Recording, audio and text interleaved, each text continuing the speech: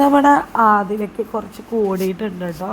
കഴിഞ്ഞ ആഴ്ച തൊട്ടാ തോന്നുന്നുണ്ട് അതിലെ കുറച്ചുകൂടി. എനിക്ക് തോന്നണ ലാലേട്ടൻ അന്ന് വന്നു പറഞ്ഞപ്പോൾ ഇവർക്ക് സ്വയം തോന്നിയിട്ടുണ്ടായിരിക്കും ഇവന് എന്തൊക്കെയാണെന്ന്. അപ്പം അതിലിപ്പോൾ എല്ലാവരെയും വെറുപ്പിച്ചുകൊണ്ടിരിക്കുകയാണ്. കഴിഞ്ഞ ദിവസം അനീഷിനെ വെറുപ്പിച്ചിട്ടുണ്ടായിരുന്നു. ഇപ്പോൾ സംഭവം എന്താണെന്ന് വെച്ച് കഴിഞ്ഞാൽ ഒരു മണിയൊക്കെയാണ് സമയം. ആ സമയത്ത് എല്ലാവരും ഡീപ്പായിട്ട് ഉറങ്ങായിരിക്കും. അപ്പോൾ ആ സമയത്ത് അവിടുന്ന് ഹാൻഡ് വാഷാണ് തോന്നുന്നുണ്ട്, അതോ ഹാൻഡ് വാഷ് എടുത്തുകൊണ്ട് വന്നിട്ട് ആദ്യം അനീഷിൻ്റെ മുഖത്ത് തേക്കും. അനീഷിൻ്റെ മുഖത്ത് തേച്ചതിന് ശേഷം അനീഷാണെങ്കിൽ നല്ല ഉറക്കമായ കാരണം അറിയണില്ല.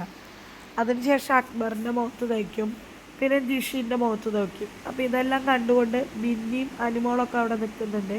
അവരൊന്നും പറയുന്നില്ല, ചിരിക്കുകയാണ് ചെയ്യുന്നത്. പക്ഷെ ആൾക്കാർ ഉറങ്ങുമ്പോൾ ഈ ചെയ്യുന്നത് ശരിയല്ല. അതിലേക്ക് ഇത്തിരി കൂടിയിട്ടുമുണ്ട്. നന്നായി ഗെയിം കളിച്ച് വന്നതായിരുന്നു, പക്ഷെ അവസാനമായപ്പോൾ കൊണ്ട് കളഞ്ഞു എന്ന് തന്നെ പറയാം. അപ്പോൾ അനീഷൊക്കെ ശരിക്കും പറഞ്ഞാൽ ഉറക്കത്തിലായ കാരണം ഒന്നും അറിയണില്ല. അക്ബറൊക്കെ തമാശ എന്നുള്ള രീതിയിൽ മാറ്റി കളഞ്ഞ് കിടന്നുറങ്ങും. ജിഷ്ണുനും അങ്ങനെ തന്നെയാട്ടാ. ശരിക്കും പറഞ്ഞു കഴിഞ്ഞാൽ ബിഗ് ബോസിലെ അടുത്ത വില്ലത്തിയായി മാറിയിരിക്കുകയാണ് ആദില.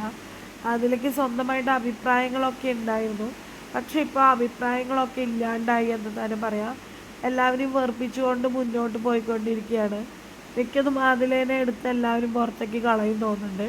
എന്നിട്ട് നൂറേനെ അവിടെ നിർത്താനുള്ള ചാൻസസ് ആണ് കൂടുതൽ കാണുന്നത്. എന്തായാലും മലയാളികൾ ഇഷ്ടപ്പെട്ട ലെസ്ബിയൻ കപ്പിൾസാണ് ഇവർ രണ്ടുപേരും. അപ്പോൾ അതിലെ കുറച്ചും കൂടി ബെറ്ററായിട്ട് ഗെയിം കളിച്ചാൽ അതിലേക്ക് നിൽക്കാം, അല്ലെങ്കിൽ അതിലെ മുന്നേ തന്നെ പോകുമെന്ന് 100%